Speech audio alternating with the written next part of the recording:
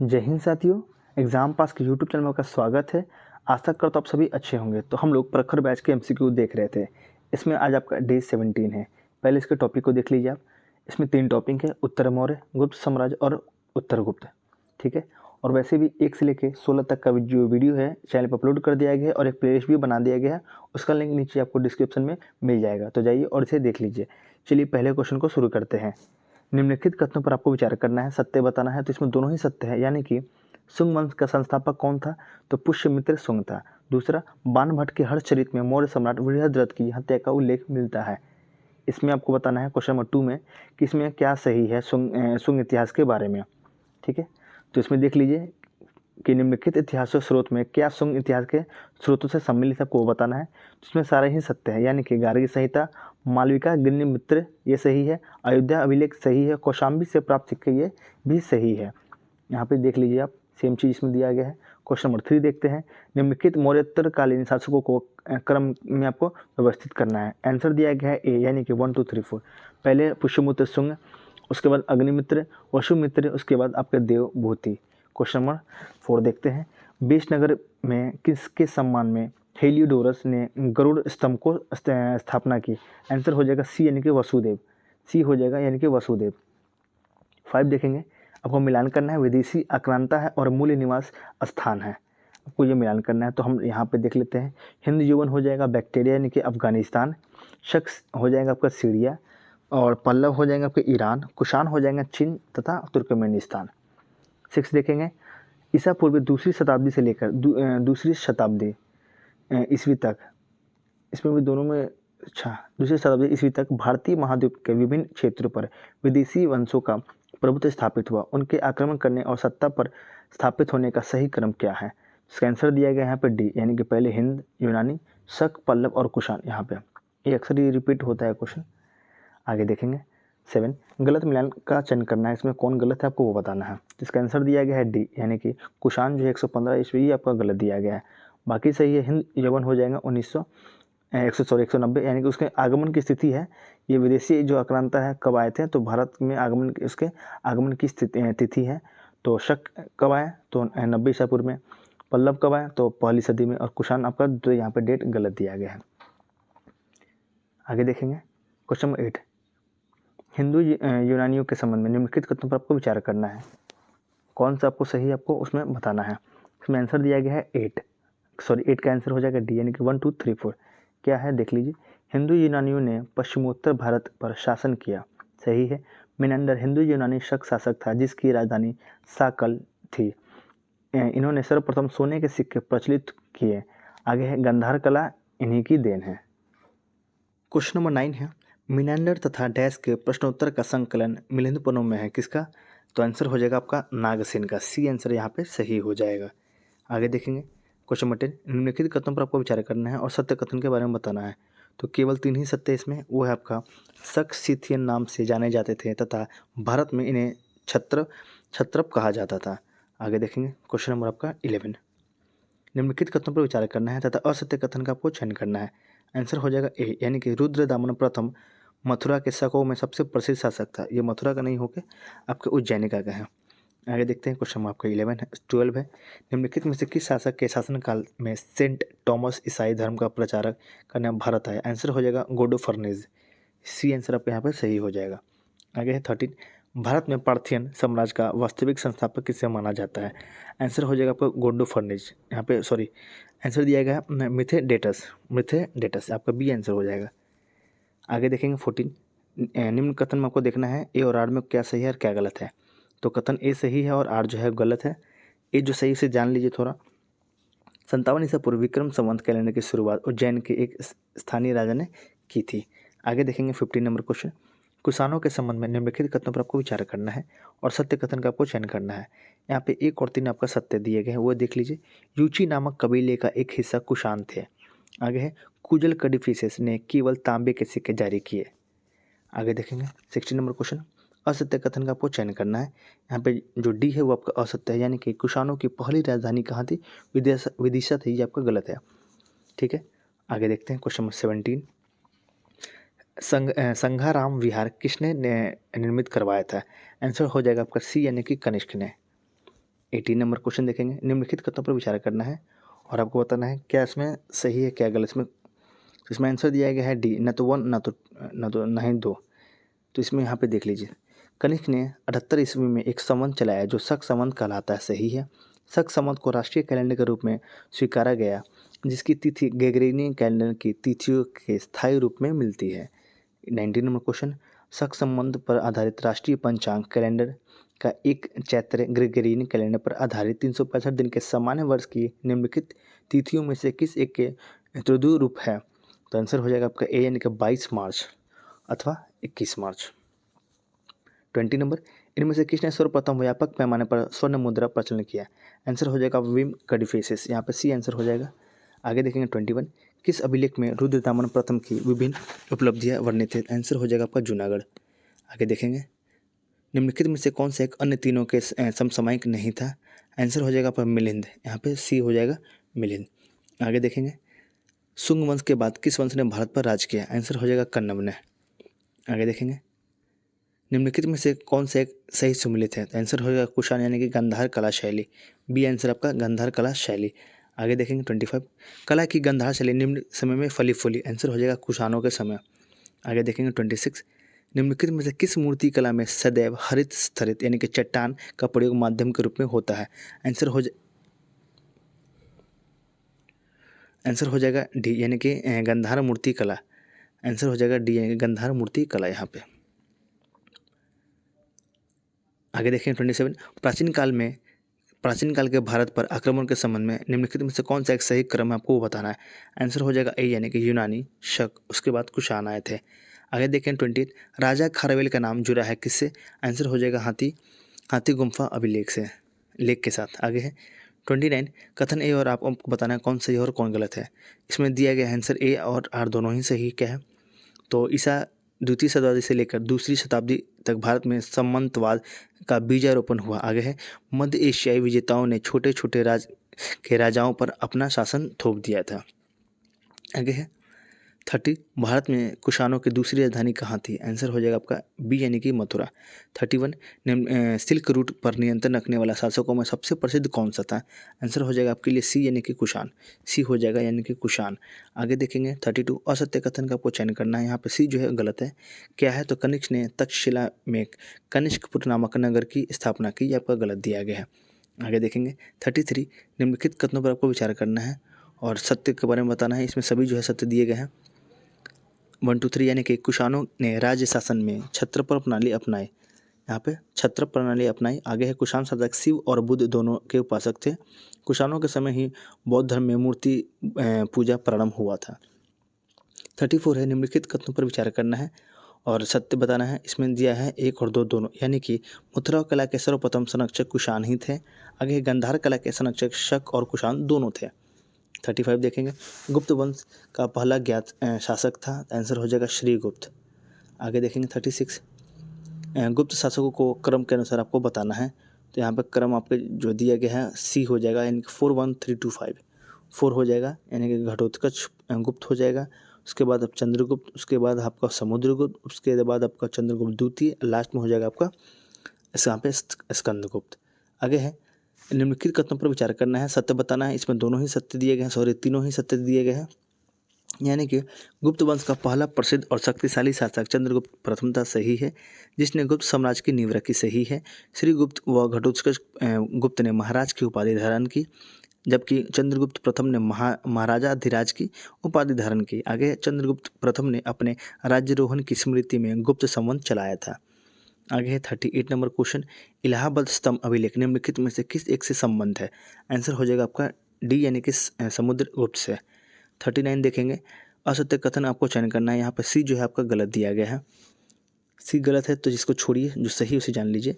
समुद्रगुप्त के साम्राज्य विस्तार को 5 भागों में बांटा गया। सही है। समुद्रगुप्त ने पल्लवों को अपने प्रभुता स्वीकार करवाई और समुद्रगुप्त स्वयं को लिच्छवी दाहित्र कहता था। 40 नंबर क्वेश्चन देखेंगे, प्राचीन भारत का नेपोलियन किसे कहा जाता था। आंसर आपके लिए हो जाएगा डी यानी कि समुद्रगुप्त। 41 देखेंगे, सूची को 2 से मिलान करना है। चंद्रगुप्त द्वितीय के रत्न हैं और उसके क्षेत्र दिए गए हैं, तो इसका आंसर हो जाएगा आपके लिए 4 3 2 1, यानी कि इसका आंसर हो जाएगा, पहले देख लीजिए सी 4 3 2 1। तो 12 मिनट हो जाएगा आपका खगोल विज्ञान। खगोल विज्ञान आगे है। उसके बाद 3 यानी कि छपनक हो जाएगा आपका यहाँ पे जोशी विद्या। उसके बाद आपका हो जाएगा शंकु, हो जाएगा आपके 2 यानी कि वास्तुकला। और लास्ट हो जाएगा बैताल भट्ट, हो जाएगा आपके यहाँ पे 1 यानी कि जादू। आगे देखते हैं 42, किस गुप्त शासक को कविराज कहा जाता था? आंसर हो जाएगा समुद्रगुप्त। किसे? समुद्रगुप्त को। आगे देखेंगे 43, निम्न में से किस गुप्त शासक ने साम्राज्य विस्तार के लिए विवाह की नीति को अपनाया? आंसर हो जाएगा बी यानी कि 2 और 4। तो 2 और 4 में क्या है? तो चंद्रगुप्त प्रथम और द्वितीय दोनों ने। 44 देखेंगे, निम्नलिखित कथनों पर विचार करना है, सत्य कथन बताना है। तो इसका आंसर दिया गया है बी यानी कि 2 और 3। यानी कि चंद्रगुप्त द्वितीय के दरबार में कालिदास और अमर सिंह जैसे विद्वानों को आश्रय दिया गया था और है चंद्रगुप्त द्वितीय ने विक्रमादित्य की उपाधि धारण की थी। आगे देखेंगे 45, प्रसिद्ध चीनी तीर्थयात्री फाहियान के भारत दौरे का काल क्या था? आंसर हो जाएगा 399 से लेकर 414 यानी कि डी आंसर आपके यहाँ पे सही हो जाएगा। 46 देखेंगे, मेहरौली का लौह स्तंभ किसने निर्मित करवाया था? आंसर दिया गया है आपका यहाँ पे सी यानी कि चंद्रगुप्त द्वितीय ने। आगे 47, मंदसौर अभिलेख में निम्न में से किस गुप्त शासक के संबंध में विस्तृत वर्णन किया गया है? आंसर हो जाएगा सी यानी कि कुमारगुप्त वन। 48 है, गुप्त सम्राट जिसे हुन को पराजित किया था कौन है? आंसर हो जाएगा स्कंदगुप्त यानी कि सी आंसर आपका यहाँ पे सही है। 49 है, प्रसिद्ध चीनी यात्री फाहियान ने किसके शासनकाल भारत में यात्रा की? आंसर हो जाएगा आपके लिए बी यानी कि चंद्रगुप्त द्वितीय के शासनकाल में। 50 नंबर क्वेश्चन है, ईसा की तीसरी शताब्दी में जबकि हुन आक्रमण से रोमन साम्राज्य समाप्त हो गया, भारतीय आधिकारिक निर्भर हो गए किससे? आंसर हो जाएगा सी यानी कि दक्षिण पूर्व एशियाई व्यापार से। 51, निम्नलिखित में से कौन सा बंदरगाह गुप्त काल में उत्तर भारतीय व्यापार के लिए उपयोग किया जाता था? आंसर हो जाएगा ताम्रलिप्ति। आगे 52, भारत ने दक्षिण पूर्वी एशिया के साथ अपने आरंभिक सांस्कृतिक संपर्क तथा व्यापारिक संबंध बंगाल की खाड़ी के पार बना रखे थे। निम्नलिखित में से कौन सी बंगाल की खाड़ी इस उत्कृष्ट आरंभिक समुद्री इतिहास की सबसे विश्वसनीय व्याख्या से हो सकती है? आंसर दिया गया यहाँ पर सी यानी कि बंगाल की खाड़ी में चलने वाली मानसूनी हवाओं ने समुद्री यात्राओं को सुगम बना दिया था। इसी आंसर आपका सही है। 53, प्राचीन भारत में देश की अर्थव्यवस्था में अत्यंत महत्वपूर्ण भूमिका निभाने वाले श्रेणी संगठन के संदर्भ में कौन सा कथन सही है? आंसर हो जाएगा 2 और 3 यानी कि श्रेणी ही वेतन काम करने के नियमों यानी कि मानकों और कीमतों को सुनिश्चित करती थी और श्रेणी को का अपने सदस्यों पर न्यायिक अधिकार होता था। 54, विशाख दत्त के प्राचीन नाटक मुद्रा राक्षस की विषय वस्तु क्या है? आंसर हो जाएगा डी यानी कि चंद्रगुप्त मौर्य के समय के राज्य दरबार की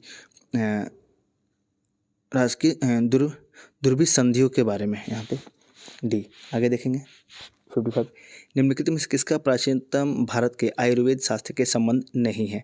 आंसर हो जाएगा भास्कराचार्य। डी आंसर आपको यहाँ पे सही दिया गया है। 56, प्राचीन कालीन भारत में हुई वैज्ञानिक प्रगति के संदर्भ में निम्नलिखित में से कौन सा कथन सही है? यहाँ पे हो जाएगा सी यानी कि 1, 3 और 4 यानी कि प्रथम शती ईस्वी में विभिन्न प्रकार के विशिष्ट शैल औजारों का उपयोग आम था। 5वीं सदी ईस्वी में कोण के जया का सिद्धांत ज्ञात था। 7वीं सदी में चक्रीय चतुर्भुज का सिद्धांत ज्ञात था। 57, भारतीय यात्रा में फाहियान ने एक अस्पताल का उल्लेख किया, यह स्थित है कहाँ पे? आंसर हो जाएगा डी यानी कि पाटलिपुत्र में। 58 है, इनमें से किसने पहली बार व्याख्या की थी कि पृथ्वी के अपने धुरी पर घूमने के कारण प्रतिदिन सूर्य एवं सूर्यास्त होता है? आंसर दिया गया है ए यानी कि आर्यभट्ट। आगे देखेंगे 59, गुप्तकालीन रजत मुद्राओं को नाम क्या दिया गया था? आंसर हो जाएगा सी यानी कि रूपक।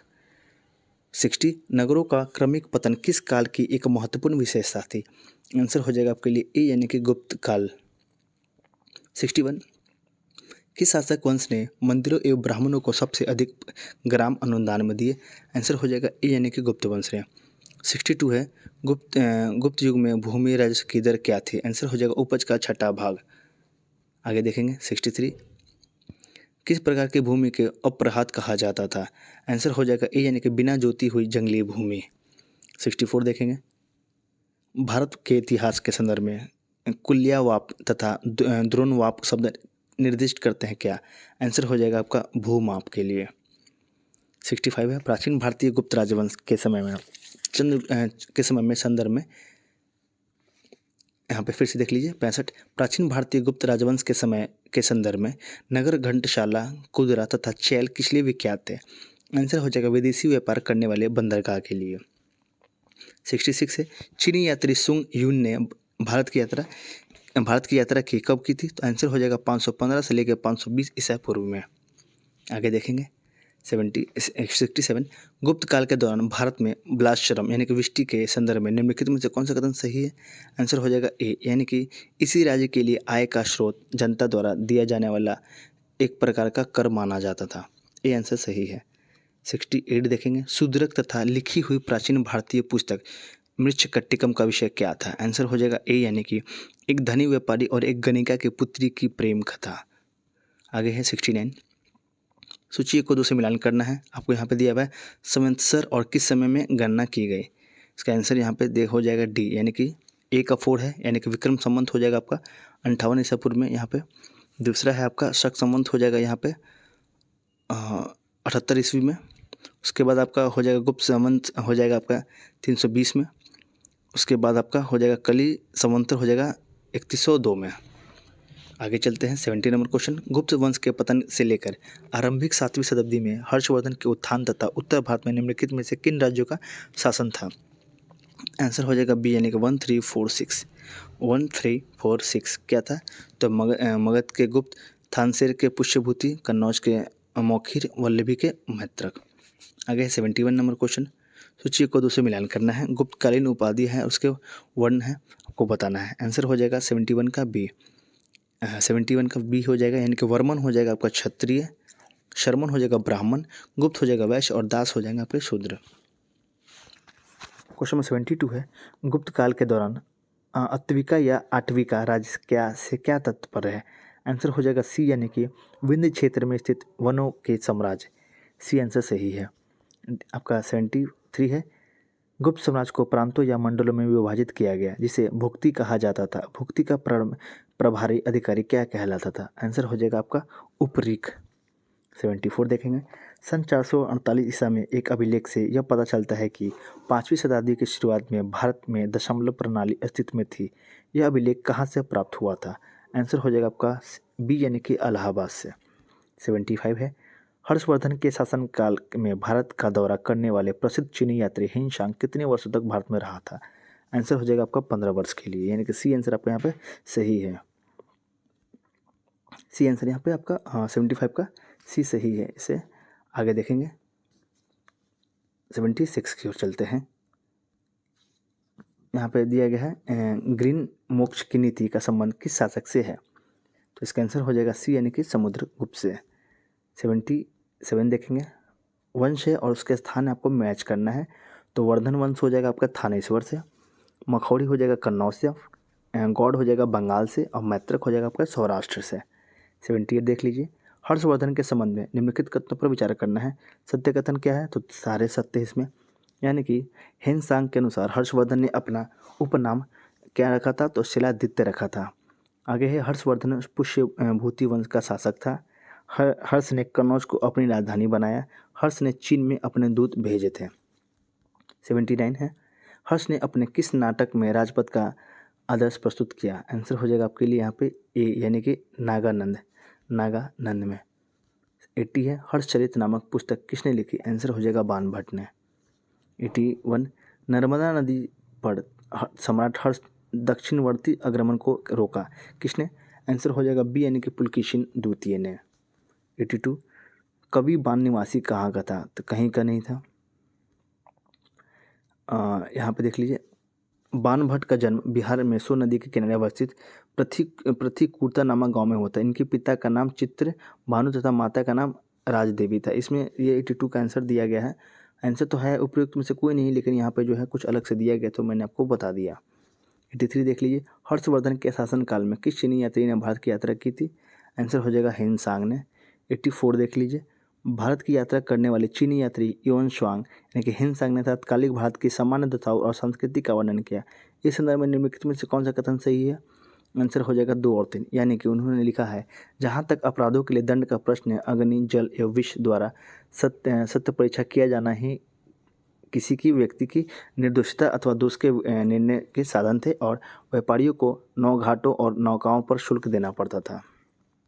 85, हिनशांग की भारत में यात्रा के समय सूती कपड़ों के उत्पादन के लिए सबसे प्रसिद्ध नगर कौन सा था? आंसर हो जाएगा आपका बी यानी कि मथुरा। आगे देखेंगे 86। चीनी यात्री हिनशांग ने किस विश्वविद्यालय में अध्ययन किया? आंसर हो जाएगा नालंदा में। आगे चलते हैं। चीनी यात्री इत सिंह ने बिहार का भ्रमण लगभग किया कब? तो किसी में नहीं, यहाँ देख लीजिए, यहाँ दिया गया है। चीनी यात्री सिंह ने 671 से लेकर 695 में, जब वो युवक था, अपने 37 बौद्ध सहयोगियों के साथ बौद्ध धर्म के अवशेषों को देखने की इच्छा से पाश्चात्य विश्व का भ्रमण करने के लिए निश्चय किया। आगे देखते हैं 88। निम्नलिखित में से कौन सा उपवाक्य उत्तर हर्षकालीन स्रोतों में प्राय उल्लेखित हुंडी के स्वरूप की परिभाषा बताता है? आंसर हो जाएगा सी यानी कि विनिमय पत्र। आगे चलते हैं 89। निम्नलिखित कथनों पर विचार करना है, सत्य कथन बताना है। कौन सा इसमें सही है? इसमें कोई भी सत्य नहीं। आगे चलते हैं 90। भारतीय इतिहास के संदर्भ में निम्नलिखित में से कौन सा सामंती व्यवस्था का सही का अनिवार्य तत्व है? सही आंसर बताना है, तो आंसर हो जाएगा 2 और 3, यानी कि भूमि के नियंत्रण तथा स्वामित्व पर आधारित प्रशासनिक संरचना का उदय और सामंत तथा उसके अधिपति के बीच स्वामी दास संबंध का बनाना। आगे चलते हैं 91। खजुराहो मंदिर स्थापत्य के निर्माण में सहयोगी थे? आंसर हो जाएगा चंदेल। 92। एलिफेंटा के प्राचीन स्मारक हैं? आंसर हो जाएगा आपके लिए डी यानी कि 1 और 3 यानी कि बौद्ध और शैव। आगे चलते हैं 93। प्राचीन भारत में गुप्त काल से संबंधित गुफा चित्रांकन के केवल 2 उदाहरण उपलब्ध हैं। इनमें से एक अजंता की गुफाओं में किया गया चित्रांकन और गुप्त काल के चित्रांकन का दूसरा अवशेष किस स्थान पर उपलब्ध है? आंसर हो जाएगा बाघ गुफाएं। ये आंसर यहाँ पे सही हो जाएगा। आगे देखेंगे 94 है आपका। भारतीय शिला वस्तु के इतिहास के संदर्भ में निम्नलिखित कथनों पर विचार करना है। कौन सा कथन सही है? आंसर दिया गया केवल 3, यानी कि एलोरा में गुफाएं विभिन्न धर्मों के लिए बनाई गई थी। आगे है 95। एलोरा के गुहा मंदिर संबंधित है किससे? तो आंसर हो जाएगा डी यानी कि 1 2 3, यानी कि हिंदू धर्म, बौद्ध धर्म और जैन धर्म से। 96। वर्तमान महाराष्ट्र के औरंगाबाद जिले में गोदावरी तट पर स्थित पैठन या प्रतिष्ठान सातवाहनों की राजधानी थी। किस सातवाहन शासक ने इसे राजधानी के रूप में स्थापित किया था? आंसर हो जाएगा विशिष्ट पुत्र पुलमय। आगे चलते हैं पुलमई, यहाँ पे पुलमई है। 97 है। पुलकेशिन के बारे में निम्नलिखित में से कौन सा कथन सत्य नहीं है? आंसर है बी यानी कि गुप्तों के खिलाफ लड़ाई में उनकी मृत्यु हो गई। ये आपका गलत दिया गया है। 98 है। सातवाहन शासकों की राजभाषा क्या थी? आंसर हो जाएगा प्राकृत भाषा थी। 99। सातवाहन शासन प्रणाली में ग्रामीण क्षेत्रों के प्रशासन का कामकाज मौलिक का सौंपा जाता था। गौमौलिक सेना की टुकड़ी का प्रधान होता था। इस सैन्य टुकड़ी में क्या सम्मिलित होता था? आंसर हो जाएगा सी यानी कि 9 रथ, 9 हाथी, 25 घोड़े, 45 पैदल सैनिक। 100 नंबर क्वेश्चन। निम्नलिखित कथनों पर विचार करना है। कौन सा कथन सत्य है? इसमें दोनों ही सत्य दिए गए हैं। सातवाहन शासक ब्राह्मण थे और विजयी ब्राह्मणवाद के प्रतीक थे। सातवाहन शासकों ने बौद्ध भिक्षुओं को भूमि दान कर बौद्ध धर्म को बढ़ावा दिया। ठीक है, यानी कि सी आंसर यहाँ पे सही है। चलिए अब देखिए कल का टॉपिक, यानी कि आपका क्या है, तो इसमें हो जाएगा दर्शन, फिलॉसफी और दक्षिण भारत का इतिहास। ठीक है, ये आपको 18 में आपको ये वीडियो देखने को मिलेगा। ठीक है, आशा करता हूँ आपको ये वीडियो अच्छा लगा होगा, तो प्लीज़ वीडियो को लाइक कीजिएगा और इस चैनल को सब्सक्राइब कीजिएगा और अपने दोस्तों के साथ इसे ज़रूर शेयर कीजिएगा। अगर आपको उसका PDF चाहिए तो नीचे टेलीग्राम का जो है लिंक दे दिया गया डिस्क्रिप्शन में, आप वहाँ से जाकर ज्वाइन कर लीजिए। उसके बाद आप इसे डाउनलोड करके इसे अच्छे से देख लीजिएगा। तब तक के लिए जय हिंद।